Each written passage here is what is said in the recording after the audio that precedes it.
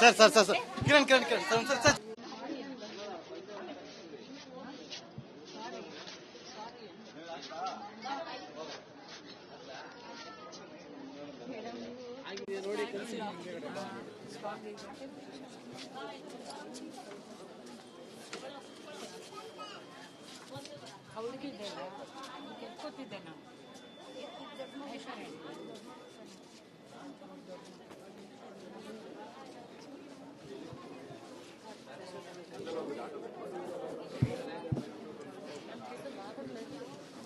Madam Bengaluru ಗ್ರಾಮಾಂತರ ಲೋಕಸಭಾ ಕ್ಷೇತ್ರದಲ್ಲಿ ಇವತ್ತು ಡಿಸಿಎಂ ಡಿಕೆ ಶಿವಕುಮಾರ್ ಅವರ ಪುತ್ರಿ ಐಶ್ವರ್ಯ ಅವರು ಆಗಮಿಸಿ ತಮ್ಮ ಹಕ್ಕನ್ನ ಚಲಾಯಿಸಿದ್ದಾರೆ. ಐಶ್ವರ್ಯ ಅವರೇ, ನಿಮ್ಮ ಹಕ್ಕನ್ನ ಇವತ್ತು ಚಲಾಯಿಸಿದ್ರಿ. ಪ್ರತಿಯೊಬ್ಬರು ಕೂಡ ಅವರ ಹಕ್ಕನ್ನ ಚಲಾಯಿಸುವ ಮೂಲಕ ಮುಂದಿನ ದಿನದಲ್ಲಿ ಅವ್ರು ಪ್ರಶ್ನೆ ಮಾಡೋದಕ್ಕೆ ಒಂದು ಅವಕಾಶ ಆಗುತ್ತೆ. ಏನು ಸಂದೇಶ ಕೊಡೋದಕ್ಕೆ ಬಯಸ್ತೀರಿ ರಿಪಬ್ಲಿಕ್ ಕನ್ನಡದ ಮೂಲಕ? ನಾನು ಬರೀ ನನ್ನ ಹಕ್ಕು ಒಂದೇ ಅಲ್ಲ, ನಾನು ಜವಾಬ್ದಾರಿನೂ ಕೂಡ ಬಂದು ಮಾಡಿದ್ದೀನಿ. ಯಾಕೆಂದರೆ ನಾನಿವತ್ತು ಜವಾಬ್ದಾರಿಯಿಂದ ಬಂದು ಓಟ್ ಹಾಕಿದ್ರೆ ತಾನೇ ನಾನು ನಾಳೆ ನನಗೆ ಒಂದು ಶಕ್ತಿ ಸಿಗೋದು. ಹೌದು, ನಾನೊಬ್ಬರನ್ನ ಪ್ರಶ್ನೆ ಮಾಡೋಕ್ಕೆ. ಸೊ ಜವಾಬ್ದಾರಿಯಿಂದ ಬಂದು ಓಟ್ ಹಾಕಿದ್ರೆ ಮಾತ್ರ ನಾಳೆ ನಿಮಗೆ ಹಕ್ಕು ಸಿಗೋದು. ನಿಮ್ಮ ಹಕ್ಕು ಬರೀ ಚಲಾಯಿಸಿದ್ರೆ ಅಲ್ಲ, ನಿಮ್ಮ ಜವಾಬ್ದಾರಿಯಿಂದ ಎಷ್ಟೇ ಬಿಸಿಲಿದ್ರು ಏನೇ ಇದ್ದರೂ ಬಂದು ಓಟ್ ಹಾಕಿ.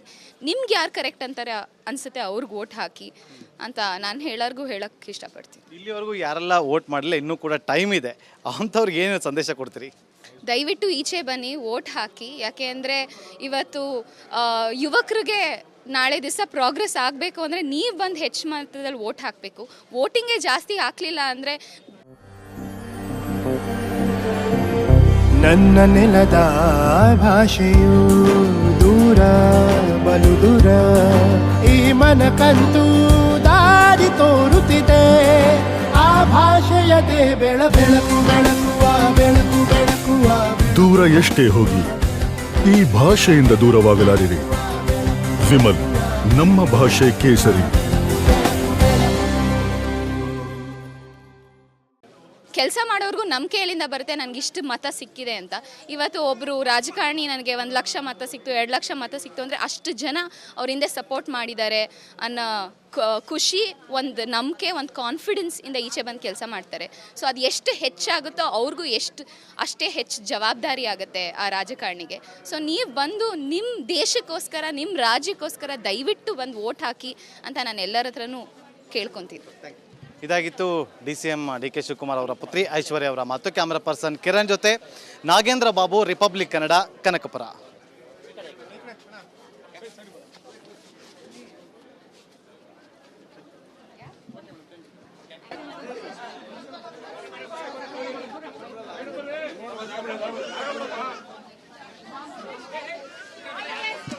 ಸರ್ ಕಿರಣ್ ಸರ್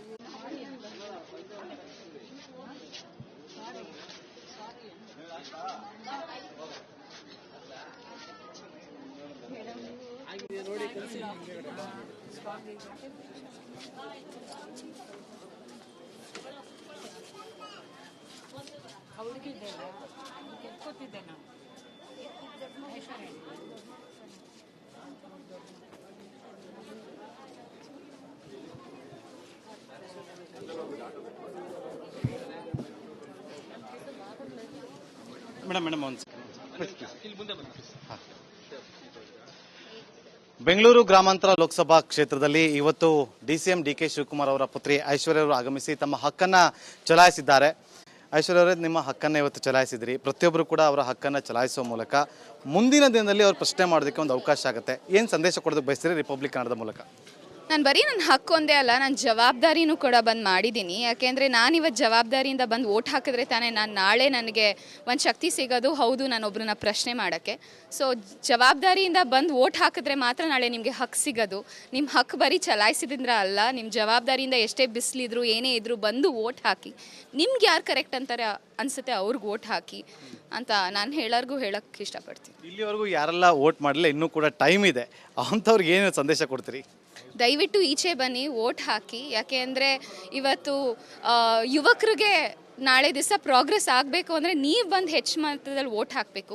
ವೋಟಿಂಗೇ ಜಾಸ್ತಿ ಹಾಕಲಿಲ್ಲ ಅಂದರೆ ಕೆಲಸ ಮಾಡೋರ್ಗೂ ನಂಬಿಕೆಯಲ್ಲಿಂದ ಬರುತ್ತೆ ನನಗೆ ಇಷ್ಟು ಮತ ಸಿಕ್ಕಿದೆ ಅಂತ. ಇವತ್ತು ಒಬ್ಬರು ರಾಜಕಾರಣಿ ನನಗೆ 1 ಲಕ್ಷ ಮತ ಸಿಕ್ತು 2 ಲಕ್ಷ ಮತ ಸಿಕ್ತು ಅಂದರೆ ಅಷ್ಟು ಜನ ಅವ್ರ ಹಿಂದೆ ಸಪೋರ್ಟ್ ಮಾಡಿದ್ದಾರೆ ಅನ್ನೋ ಖುಷಿ, ಒಂದು ನಂಬಿಕೆ, ಒಂದು ಕಾನ್ಫಿಡೆನ್ಸ್ ಇಂದ ಈಚೆ ಬಂದು ಕೆಲಸ ಮಾಡ್ತಾರೆ. ಸೊ ಅದು ಎಷ್ಟು ಹೆಚ್ಚಾಗುತ್ತೋ ಅವ್ರಿಗೂ ಅಷ್ಟೇ ಹೆಚ್ಚು ಜವಾಬ್ದಾರಿ ಆಗುತ್ತೆ ಆ ರಾಜಕಾರಣಿಗೆ. ಸೊ ನೀವು ಬಂದು ನಿಮ್ಮ ದೇಶಕ್ಕೋಸ್ಕರ ನಿಮ್ಮ ರಾಜ್ಯಕ್ಕೋಸ್ಕರ ದಯವಿಟ್ಟು ಬಂದು ವೋಟ್ ಹಾಕಿ ಅಂತ ನಾನು ಎಲ್ಲರ ಹತ್ರನೂ ಕೇಳ್ಕೊತೀನಿ. ಇದಾಗಿತ್ತು DCM DK ಶಿವಕುಮಾರ್ ಅವರ ಪುತ್ರಿ ಐಶ್ವರ್ಯ ಅವರ ಮಾತು. ಕ್ಯಾಮರಾ ಪರ್ಸನ್ ಕಿರಣ್ ಜೊತೆ ನಾಗೇಂದ್ರ ಬಾಬು, ರಿಪಬ್ಲಿಕ್ ಕನ್ನಡ, ಕನಕಪುರ.